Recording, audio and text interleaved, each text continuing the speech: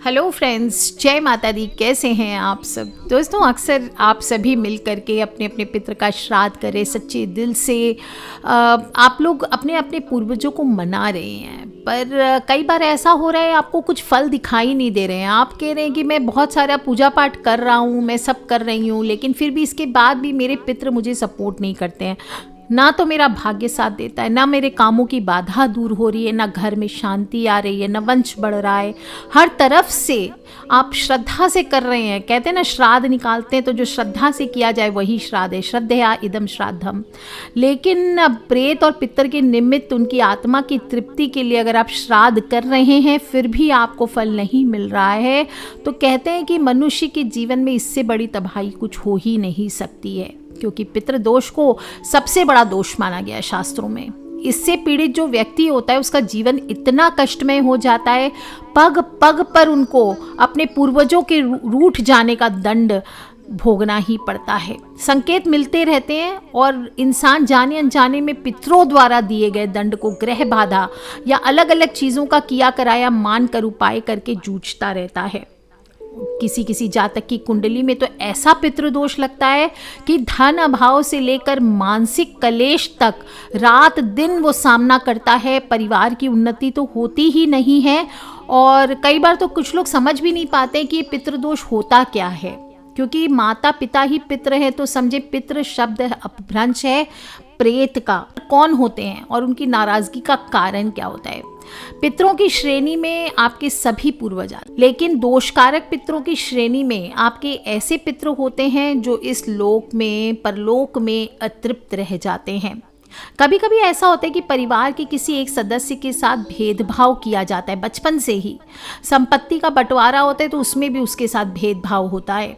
इसी भेदभाव को वो अपने दिल में लिए हुए याद करता हुआ परलोक सिधार जाता है। परिणाम ये होता है कि ऐसी जायदाद के कारण पीढ़ियों तक झगड़े चलते रहते हैं। उस जायदाद के कारण किसी को भी संतुष्टि खुशी प्राप्त नहीं होती। पूरा का पूरा खानदान रोता ही रहता है और कलेश मचा रहता है। ऐसे में क्या करना चाहिए? जितनी भूमि आपने खाई है दूसरे की, उतनी भूमि का दान आपको किसी भी संस्था में, किसी अनाथ आश्रम के लिए, किसी साधुओं के आश्रम के लिए, किसी गौशाला के लिए आपको उनके निमित्त दान करना चाहिए, प्रॉपर पितृश्राद्ध करा के। जब परिवार के किसी सदस्य की स्वाभाविक मृत्यु नहीं होती, एक्सीडेंट में मारे जाते हैं या कुंवारे में सुसाइड वगैरह कर लेते हैं, मृत्यु को प्राप्त हो जाते हैं, तो ऐसी आत्माएं अतृप्त रह जाती है, अतृप्त रूप से इधर से उधर विचरती रहती है और परिवार से अपने हक की मांग करते हैं, क्योंकि उनकी आत्मा को शांति नहीं मिलती। और इस प्रकार की आत्मा के असर के कारण मैंने अक्सर कई बार देखा है, पूरा का पूरा परिवार तबाह हो जाता है। उनके घर में यंग जो रहते हैं, यूथ रहता है, उस घर का सुखी नहीं रह पाता, और साथ ही साथ आने वाला वंश धीरे धीरे खत्म होने लगता है। घर में कई बार बच्चे का जन्म होता है और कुछ ही दिनों में मृत्यु को प्राप्त हो जाते हैं। तो ऐसे लोगों की प्रॉपर नारायणी नाग बलि पुतल विधि करा करके इनकी शांति करानी चाहिए, और प्रॉपर इसके बाद इनके निमित्त सब दान पुण्य करके उनके जितना, जब गुजरने के समय उनका जितना वजन था उसके अनुसार उनकी तुला दान आदि करा करके उनकी शांति करनी चाहिए। इसके बाद ही इनकी आत्मा को शांति प्राप्त होती है। कहते हैं कि जब भी परिवार में खुशी का अवसर आता है तो जो भी आपके गुजरे हुए पूर्वज हैं, अतृप्त हैं, वो सब मांग करते हैं, अपने अपने हक की मांग करते हैं। उसे भी परिवार के अन्य सदस्यों के साथ शामिल किया जाए, सम्मानित किया जाए, ऐसा वो आपसे अपेक्षा करते हैं। आपने देखा होगा, कहा मैं हमेशा बताती रहती हूँ, या आपके घर के बड़े बुजुर्ग भी कहते होंगे कि जब दीपावली हो, होली हो, कोई भी बड़ा त्यौहार हो, नवरात्रि हो, या कोई घर में उत्सव हो, कोई मुंडन कार्य, शादी विवाह है, कुछ भी सगाई हो, कुछ भी थोड़ा भी बड़ा आप कर रहे खुशी का माहौल, उस समय जो भी बड़ा भोजन आपके घर पे बनता है या मिठाइयाँ आप मंगाते हैं, उसमें से पहला भाग आपको भगवान को भोग लगाने के बाद सबसे पहले पितृ को ही लगाना चाहिए। अगर आप उनको जल भोजन नहीं देते हैं, उनके नाम से जल कपड़ा आदि निकाल कर रखा जाता है, भोजन दान किया जाता है, चाहे चिड़िया को दीजिए, गऊ को दीजिए, किसी ब्राह्मण को कीजिए, कोई भी अवसर हो। आप देखते होंगे शादी के अवसर पे पितरों के लिए वर पक्ष के लोग जो होते हैं वो वधू पक्ष से सफ़ेद कपड़ा इत्यादि मांगते हैं अपने पितरों के लिए। और जहाँ पर ये रीति रिवाज चल रहे हैं, आज भी मान रहे हैं लोग, वहाँ पर दिक्कतें नहीं होती है। लेकिन जहाँ पर ये रिवाजें बंद हो चुकी है, मैंने अक्सर देखा है कई बार कि पितरों की शांति किए बिना शादी विवाह करने से शादियों में दिक्कतें आती है। पितरों के रुष्ट होने के बहुत सारे असामान्य लक्षण हैं। मैंने अपने जीवन काल में कई लोगों को इतने केसेस में पिछले 20 साल से देख रही हूँ, उन सभी को देखते हुए मैं एक निष्कर्ष पे पहुँची हूँ कि विशेष रूप से बहुत छोटी सी बात है, पर जब भी आपके घर में बार बार खाने में बाल निकलने लगे, हर तरफ बाल ही बाल दिखाई दे, अगर आप केयरफुल देखिए, अगर आप गंदगी से रहते हैं और तब आपके बाल निकलते हैं तो अलग बात है कि आपने फैला दिया, वहीं खाने की जगह पे आप खड़े होकर कोम कर रहे हैं।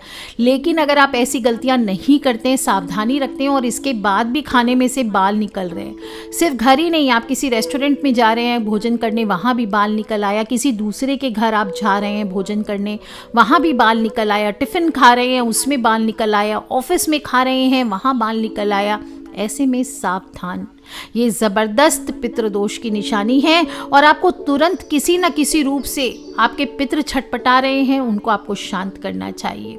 नॉर्मल पितृदोष है, जल देना शुरू करें, इमीडिएट दक्षिण मुखी होकर के अमावस्या की अमावस्या उनके नाम से धूप दीजिए, भोजन दीजिए, वस्त्र का दान कीजिए, अपना और क्षमा मांगिए। जाने अनजाने कोई भूल चूक हुई है, आपने किसी का दिल दुखाया है तो आपको क्षमा मांगनी चाहिए। बहुत बार क्या होता है, किसी एक ही सदस्य के खाने में बाल निकलता है, ये बाल कहाँ से आए पता ही नहीं चलता है। यहाँ तक कि वो इंसान भी खाली रेस्टोरेंट में जाए तो 4 लोग खाना खा रहे हैं पर उसकी ही प्लेट में बाल निकलेगा, और कई बार तो सब लोग उसे दोषी मानते हुए मजाक तक उड़ाने लगते हैं। तो दोस्तों, ऐसे में सावधान हो जाना चाहिए, तुरंत पितृदोष की शांति करानी चाहिए। कुछ लोगों की समस्या रहती है, उनके घर से ही दुर्गंध आती है, पता नहीं चलेगा कि दुर्गंध आ कहाँ से रही है, घर को साफ सुथरा रखते हैं, सब कुछ है, वो लोग जो वहाँ रहते हैं वहाँ तो इतने अभ्यस्त हो जाते हैं, उनको पता ही नहीं चलता है कि उनके घर से गंध आ रही है। बाहर के लोग जब आते हैं तो पूछते हैं कि ये गंध कहाँ से आ रही है, और परेशानी का स्रोत नहीं पता चलता कि दुर्गंध आ कहाँ से रही है, तो इलाज कैसे किया जाएगा। इसीलिए ऐसे लोग को समझ जाना चाहिए कि कहीं ना कहीं आपको पितृदोष लगा है। तीसरी चीज़ है, पूर्वज बार बार सपने में दिखाई देने लगते हैं। ऐसे भी पितृपक्ष है, काफ़ी सारे लोग हैं जो पितरों की शांति के उपाय कर रहे हैं, अपने अपने पितरों का श्राद्ध निकाल रहे हैं। इसके बाद पूर्वजों का आना बड़ा स्वाभाविक है, क्योंकि एक तो अनकॉन्शियस माइंड में वो आपके चल रहा है, अनकॉन्शियसली आप दिन भर उनके बारे में सोच रहे हैं, उनके बारे में पूजन करने की सोच रहे हैं, उनको तृप्त करने की कोशिश कर रहे हैं। पितृपक्ष है तो नियमों को मानने की कोशिश कर रहे हैं आप, लेकिन ऐसे में फिर पूर्वजों का दिखाई देना बड़ा नॉर्मल सी बात है। मेरे एक मित्र हैं, उन्होंने बताया कि उनके पिता के साथ झगड़ा हो गया। झगड़ा काफ़ी साल तक चला था उन दोनों का, और पिता ने मरते समय अपने पुत्र से मिलने की इच्छा जाहिर की थी, लेकिन बेटा मिलने नहीं आया। अब उसके पिताजी का स्वर्गवास हो गया और कुछ दिन के बाद वो मिलने आए हमसे, और वो कह रहे थे कि मैंने अपने पिताजी को बिना कपड़ों के देखा है, ऐसा स्वप्न अक्सर आता रहता है। तो इसका अर्थ क्या हुआ, वो अतृप्त हैं, आपसे अपने अधिकार की मांग कर रहे हैं, आपसे प्रेम की मांग कर रहे हैं, अटेंशन की मांग कर रहे हैं। तो उनके निमित्त जो भी क्रिया होती है, उनको जल तर्पण आदि करके आपको उनके निमित्त कुछ वस्त्र दान करना चाहिए।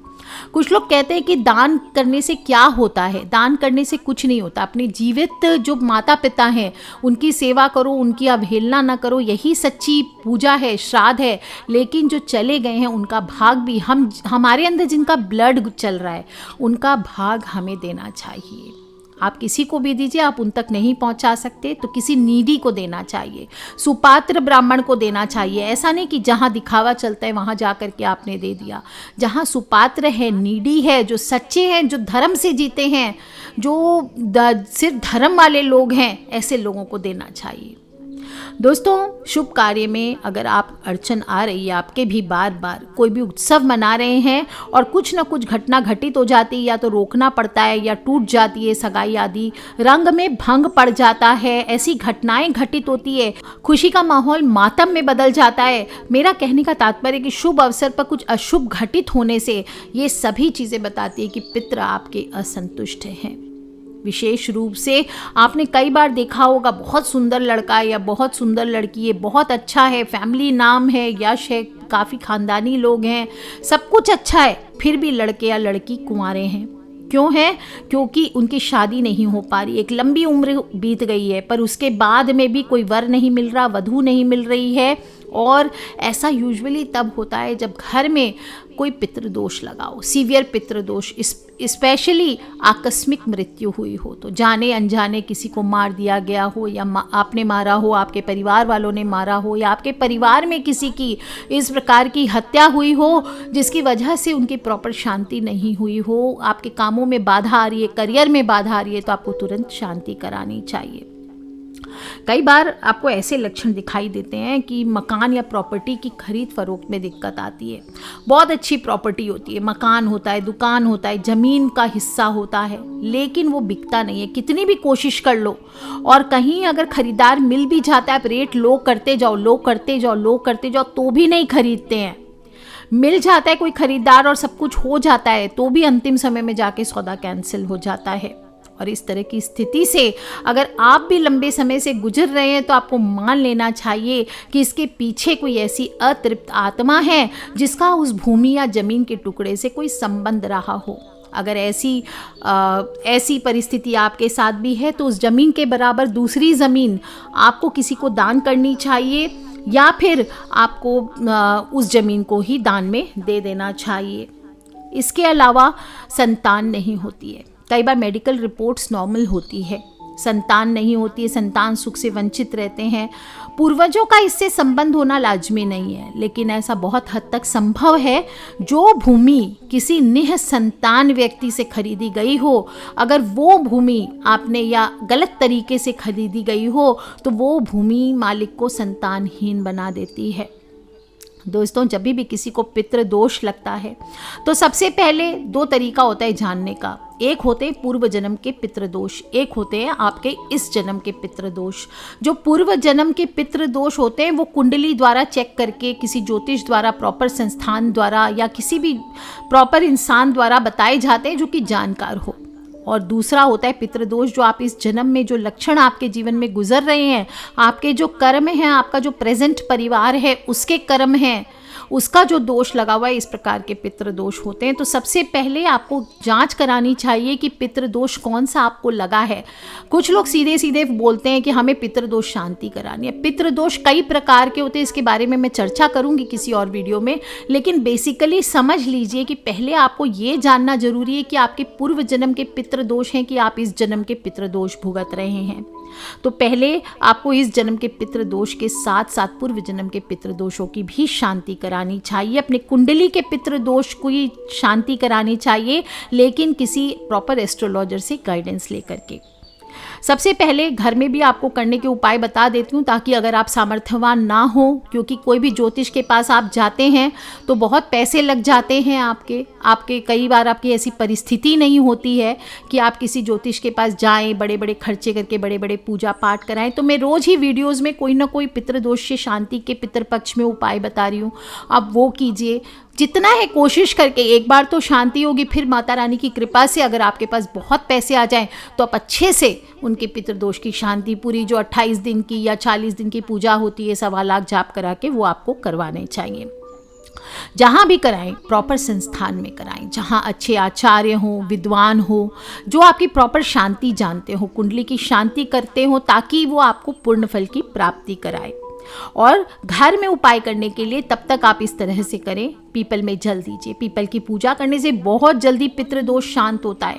पीपल में काले तिल आप एक लोटे में ले लीजिए और उसमें थोड़ा सा चंदन डाल लीजिए, सफ़ेद पुष्प है तो सफ़ेद पुष्प डाल लीजिए, काले तिल डाल लीजिए, और पीपल के ऊपर अर्पित करते हुए ओम सर्वेभ्यो पितृभ्यो नमो नमः, ओम सर्वेभ्यो पितृभ्यो नमो नमः, ओम सर्वेभ्यो पितृभ्यो नमो नमः, तस्मै स्वधाय नमः, तस्मै स्वधाय नमः, तस्मै स्वधाय नमः। अंगूठे से पितृ तीर्थ से आप अपने पितृ को जल दे सकते हैं, या डायरेक्ट आप पीपल पे चढ़ा सकते हैं। इससे भी आपके जीवन में पितृदोष की शांति होती है।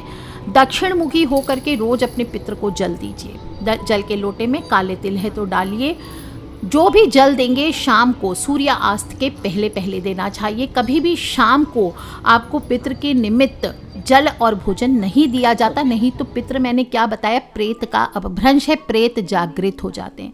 इसलिए कभी भी आपको शाम के बाद पितृ को जल नहीं देना है।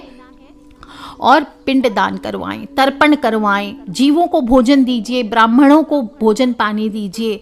ब्राह्मण वो होते हैं जो सुपात्र ब्राह्मण हो, उनको देना चाहिए। एक होते हैं कि भाई बहुत बड़े ब्राह्मण हैं, आप उनके पास समय नहीं, आप उनके घर जाके 20 बार बुला रहे हैं उनको, आइए आइए हमारे घर भोजन कीजिए, ऐसे नहीं। जो नीडी ब्राह्मण है, सुपात्र ब्राह्मण है, जो ब्राह्मण का धर्म फॉलो करते हैं, वो पूजा पाठ में अपना समय व्यतीत करते हैं। ऐसा नहीं कि जॉब कर रहे, पैसे कमा रहे हैं, करोड़पति हैं और उनको बोल रहे हैं आप ब्राह्मण हैं आप आइए, ऐसे ब्राह्मण को न्योता नहीं देना है। जो सुपात्र ब्राह्मण है, नीडी ब्राह्मण है, इनको आपको अपने घर बुला करके भोजन कराना चाहिए। ब्राह्मण का भाग ब्राह्मण को देना चाहिए। और अगर कोई ना मिले तो किसी मंदिर में किसी पुजारी को आप टिफ़िन बना करके दे आएं, किसी आश्रम में जहां ब्रह्मचारी हो वहां पर भोजन कराएं दान दे करके। इस प्रकार से आपको ब्राह्मण के निमित्त भोजन पानी देना चाहिए।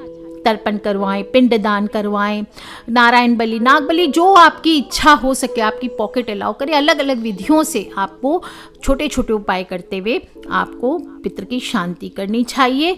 कुछ ना कर सके तो प्रत्येक अमावस्या को अपने घर में धूप दीजिए। धूप देने के लिए रोज भी दे सकते हैं आप दक्षिण में मुखी होकर के। बाकी अमावस्या क्या करना है, खीर पूड़ी और एक सब्जी बना लीजिए, हलवा बना लीजिए, जो आपकी इच्छा हो।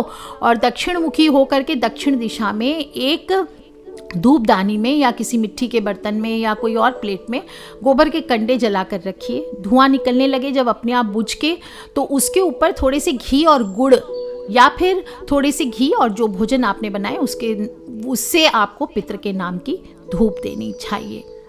दोस्तों, इस प्रकार से छोटे छोटे आप उपाय करेंगे तो घर में ही काफ़ी हद तक पितृदोष की शांति होती है। और सोमवार के दिन आप चाहें तो सुबह सुबह नंगे पैर शिव मंदिर में जाकर एक उपाय बता देते, ज़बरदस्त उपाय है। बोलते हैं कि इससे दूर होता ही होता है पितृदोष। तो आंकड़े के 21 पुष्प आपको लेने हैं, थोड़ी कच्ची लस्सी लेनी है, बेलपत्र लेना है और शिव जी की पूजा करनी है। 21 सोमवार इस प्रकार से आप कर लेते हैं तो आपके पितृदोष का प्रभाव अपने आप कम हो जाता है। प्रतिदिन आपको अपने इष्ट देवता, अपने जो कुल देवता हैं, कोई सती हैं आपके घर में, कोई बाबा हैं आपके घर में, जिनकी वर्षों से आपके घर में आपके पूर्वज पूजा करते आ रहे हैं, उनकी पूजा छोड़नी नहीं चाहिए। उनकी पूजा करते रहिए। कोई नाग देवता की पूजा होती है किसी के यहाँ, ये आप कर सकते हैं। किसी गरीब कन्या का विवाह आप करवा सकते हैं। किसी की बीमारी, अगर कोई को बीमार है, कोई को मदद चाहिए तो उसकी सहायता कीजिए, इससे भी पितृदोष दूर होते हैं। और ब्राह्मणों को प्रतीकात्मक गौ दान करना चाहिए। गौशाला में चारा खिलाएं, गौ माता के लिए पानी पिलाने के लिए कुएं खुदवा सकते हैं। और या फिर उनके लिए ठंड में शेड, गौ माता की सेवा के लिए आप उनके छज्जा वगैरह बनवा सकते हैं। राहगीरों को शीतल जल देने की व्यवस्था कर सकते हैं, प्याऊ आदि लगवा सकते हैं। ये सभी पितृदोष से शांति के उपाय होते हैं। इसके अलावा पौधों के द्वारा, यानी पीपल या बरगद का पेड़ किसी मंदिर में, किसी खाली राह में जहां आप उसकी संभाल करके उसके बड़े होने तक उसकी देख रेख कर सकें, वहां पर आपको लगाना चाहिए। विष्णु भगवान के मंत्रों का जाप करें, ओम नमो नारायणाय, ओम नमो नारायणाय। आप श्रीमद् भगवद गीता के 7वें अध्याय का पाठ कर सकते हैं। वैसे पितृपक्ष में प्रतिदिन एक अध्याय के पाठ करने का नियम आता है, तो श्रीमद् भगवद गीता का पाठ करने से भी पितरों को शांति मिलती है, दोष में कमी आती है। गरुड़ पुराण का पाठ सुने। और पितृदोष का प्रभाव कम करने के लिए बहुत सारे आसान, सस्ते और सरल उपाय भी हैं, जिनसे कम से कम पूर्ण रूप से शांति ना भी हो तो भी आप इसके प्रभाव को कम कर सकते हैं। आपको अपने घर के दक्षिण दिशा की दीवार पर अपने स्वर्गीय परिजनों का फोटो लगाकर उस पर हार चढ़ाकर रोजाना उनकी स्तुति भी करनी चाहिए। उनसे आशीर्वाद बच्चों को भी सिखाएं। कहीं घर से बाहर जाएं तो उनसे आशीर्वाद प्राप्त करें। इससे भी पितृदोष से मुक्ति मिलती है। उनके सामने रोज एक लोटी जल दिन के समय रख दीजिए और शाम के समय वहां पर एक दीप दक्षिण मुखी होकर के, दीपक कैसा होना चाहिए, चांदी का श्रेष्ठ होता है। चांदी का ना हो तो कम से कम पीतल का ले लीजिए या मिट्टी का ले लीजिए। और रुई की बाती घी से आपको जलानी चाहिए। आप चाहें तो उसमें 2 बूंद काले तिल डाल सकते हैं। इस प्रकार से आपके स्वर्गीय परिजनों की आत्मा को शांति मिलती है, उनका आशीर्वाद मिलता है, पितृदोष से मुक्ति मिलती है। दोस्तों आपको मैं बता दूं, पितृपक्ष में पितरों का श्राद्ध और तर्पण बहुत सारे लोग करते हैं, सब कुछ करते हैं, लेकिन ये सब करने के बाद भी आप में से बहुत लोग बोलेंगे ये सब तुम रोज करते हैं, लेकिन फिर भी शांति नहीं हो रही। इसका मतलब क्या है? इसका अर्थ है कि आपके जो पितृ हैं उन पर तांत्रिक बंधन कर दिया गया है, जिसके कारण आपके द्वारा दिया गया भोजन उनको प्राप्त नहीं हो रहा है और इसलिए आपको बुरे फल प्राप्त हो रहे हैं। कई बार लोग आकर के कहते हैं कि हम पर किसी ने तांत्रिक प्रयोग किया, उनको पता नहीं चलता है कि उनके पितृ ही श्राप से पीड़ित है, बरसों से ये चला आ रहा है। तो ऐसे में जो जानकार होंगे वो आपके अध्ययन करके परिवार का आपको बताएंगे कि आपके जीवन में अभी से पितृदोष लगाए कि पहले से ये चला आ रहा है। कई बार तो ऐसे लोग होते हैं इतनी श्रद्धा से पितरों की श्राद्ध क्रिया करते हैं, पर फिर भी पितृ उनको परेशान करके रखते हैं। और कई बार तो खानदान में कोई पूर्वज ही बहुत बड़ा पहुंचा हुआ तांत्रिक होता है। या कई बार मैं आपको क्यों मना करती हूँ, इधर उधर से उपाय सुन के, बिना पूरी जानकारी के छोटे छोटे उपाय भी आपको नहीं करने चाहिए। आप इंजॉयमेंट के लिए सुन लीजिए, पर उपाय सब ना किया करें। जब तक पूर्ण रूप से आपको कोई उपाय समझ नहीं आए, कोई पूर्ण विधि से, बिना जानकारी के ये 1 मिनट के उपाय, 2 मिनट के उपाय, ये शॉर्टकट्स अपना करके उपाय ना किया करें, क्योंकि ये आपको कहीं ना कहीं ले जाके आपके पूर्वजों को, आपके कुल देवताओं को, आपकी कुल देवी को बांध सकते हैं। गलत होने से उल्टा जो आप क्रिया कर रहे हैं उसका उल्टा प्रभाव पड़ता है। और जो लोग ऐसी क्रियाएं करते हैं, अगर उनकी क्रिया उल्टी पड़ गई तो मरने के बाद वो क्रियाएं उल्टा मरने के बाद उनकी मुक्ति नहीं होने देती है और अपने ही परिवार का नुकसान करवाने लगती है। इसलिए देखा गया है कि अकाल मृत्यु, उसको ज़्यादातर ऐसे लोगों को अकाल मृत्यु आती है, और अकाल मृत्यु से जो ग्रस्त व्यक्ति होता है वो प्रेत बनता ही बनता है और अपने ही परिवार वालों को फिर तंग करना शुरू कर देता है। तो पितरों को प्रसन्न करने के लिए सभी आप उपाय निकाल रहे हैं, श्राद्ध कर रहे हैं, इसके बाद भी आपको लगता है कि पितृदोष कम नहीं हो रहा है, पितर आपसे रुष्ट हैं और आपके शत्रु बढ़ते चले जा रहे हैं, आपके अत्यधिक शत्रु होते चले जाते हैं। साथ ही साथ आप अगर तरक्की कर रहे हैं तो लोग आपसे जलते रहते हैं और आपके पितृ का बंधन करा देते हैं। और जब पितरों का बंधन हो जाता है तो हमारे रक्षक ही हमारे भक्षक बन जाते हैं, सबसे बड़े शत्रु बन जाते हैं, आपको नुकसान पहुंचाने लगते हैं, आपसे रूठ जाते हैं, आपको किसी काम में सफल नहीं होने देते हैं। आप कितनी भी मेहनत कर लें सफलता को प्राप्त नहीं कर सकते हैं। घर में बीमारियों का वास होने लगता है। आपके पितरों को आपके द्वारा किया गया श्राद्ध प्राप्त नहीं हो रहा है, क्योंकि उस भोग को कोई अन्य चंडी ग्रहण कर रही है या कोई अन्य चंड मुंड उसका भाग ले रहे हैं। तो आइए जानते हैं कि पितृ पक्ष में आप पितरों का बंधन कैसे मुक्ति करें और अपने आप को और अपने परिवार को पितरों का बंधन से मुक्त करके, उनको मुक्त करके आप अपने आप को मुक्त करें। सबसे पहले आप श्रीमद् भागवत कथा महापुराण जो होता है इसका आयोजन करवा सकते हैं किसी अच्छे संस्थान में। ज्योतिष संस्थान या जो भी तांत्रिक संस्थान हो, बंधन खोलने की क्रियाएं आदि करते हैं, वहाँ पर जाके जानकार हो, विश्वासी हो, किसी भी झूठे तांत्रिक के फ्रॉड के चक्कर में नहीं पड़ना है। आपको अपनी श्रद्धा शक्ति देखते हुए आपको उपाय कराने चाहिए, पितृबंधन खुलवाना चाहिए, और या फिर आप चाहें तो 1.25 लाख आप जाप कराएं पितृ गायत्री मंत्रों का। साथ साथ आप गायत्री मंत्रों का जाप करें योग्य विद्वान से, किसी अच्छे आचार्य के द्वारा, और प्रत्येक 40 दिन तक नारायणी नाग बलि आदि कराकर पिंडदान तर्पण करवा करके आपको बंधन को खुलवाना चाहिए। और कहते हैं घर में उन जितने 40 दिन पूजा चल रहे हैं प्रत्येक दिन आपको गीता जी का पाठ अवश्य करना चाहिए। इससे आपको सभी परेशानियों से मुक्ति मिलेगी। आप चाहें तो पितृबंधन खोलने के लिए बृहस्पति देव की पूजा करें, पीपल ब्रह्मा की पूजा 3 महीने तक करें, और रोज प्रातः सिर्फ इतवार का दिन आपको नहीं करना है, दूध जल चीनी मिलाकर पीपल की जड़ में पानी डालना है, कच्चा सूत लपेटना है और ज्योति जलानी है। हल्दी जैसे पीले रंग का प्रसाद आपको बांटना है। और ध्यान रहे ये सब करते करते आपको अपने घर के बड़े बुजुर्गों का तिरस्कार नहीं करना है, सबकी सेवा करें। वो गलत भी हैं तो आप रहने दीजिए उनको, उनके हाल पे छोड़ दीजिए, आप ना करें। आप चाहें तो इस समय पुखराज धारण करके 40 दिन के बाद आप उसका दान भी कर सकते हैं। घर में नारायणी नाग बलि, नारायण बलि आदि का हवन करवा सकते हैं। दोस्तों, हमने आज बात की है कि आपके पितृ को तांत्रिक बंधन द्वारा अगर बांध दिया गया है तो उनको मुक्त कैसे करवाना है। इसको आसानी से घर पर करने का तरीका मैंने बताया पितृपक्ष में।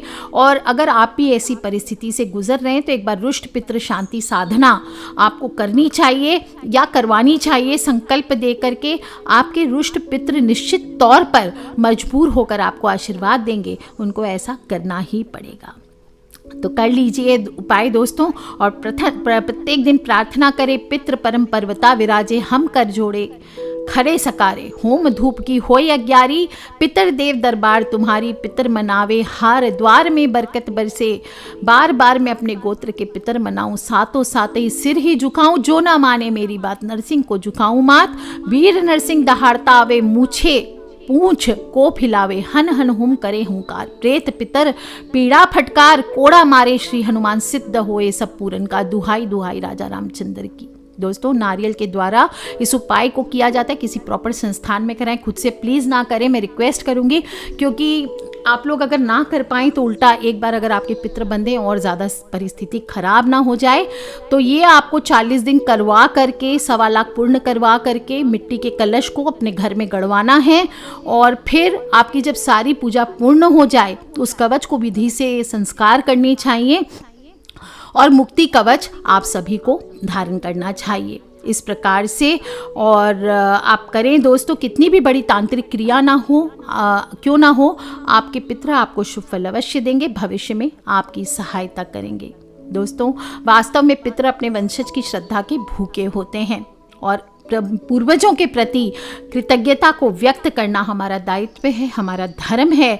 और आज हम करेंगे तभी कल आने वाले जो वंशज हैं वो हमारे लिए कुछ करेंगे, तो उनको भी संस्कार देना है।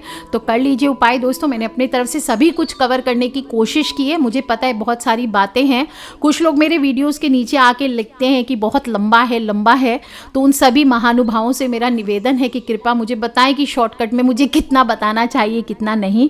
बाकी सभी से क्षमा मांगती हूँ, आप सभी से बहुत समय लेती हूँ। आज के लिए इतना ही दोस्तों। खिलखिलाते रहें, मुस्कुराते रहें, पर सच्ची कोशिश रहती है कि आप ज़्यादा से ज़्यादा मैं आपको बता सकूं, सभी कायदा नियम सभी चीज़ों के साथ बताऊं, ताकि आपके जीवन में इफेक्ट आए, परिवर्तन आए। यही मेरी सच्ची मनोकामना है। आज के लिए इतना ही दोस्तों। खिलखिलाते रहें, मुस्कुराते रहें। और जो लोग भी आश्रम में शांति पूजा कराना चाहते हैं अच्छे आचार्यों के द्वारा, कृपया स्क्रीन पे जो नंबर दिया जाता है उस पर कॉन्टैक्ट कर सकते हैं। फोर्स ना करें, अच्छे पंडित, अच्छे आचार्य, अच्छे ब्रह्मचारी उपलब्ध होने पर ही आपकी पूजा ली जाएगी, इसलिए नाराज़ ना हुआ करें। आज के लिए इतना ही दोस्तों। खिलखिलाते रहें, मुस्कुराते रहें। नवरात्र आने वाला है, चलिए आगाज़ करते हैं। घर में पूजन करेंगे, इस बार साधना नहीं कराऊंगी, तो सभी लोगों से क्षमा चाहती हूँ। आज के लिए इतना ही दोस्तों। खिलखिलाते रहे, मुस्कुराते रहे। Take care friends, love you all. जय माता दी, बम बम भोलेनाथ की जयकारा, शेरा वाली दा बोल, साचे दरबार की जय, बम बम भोलेनाथ।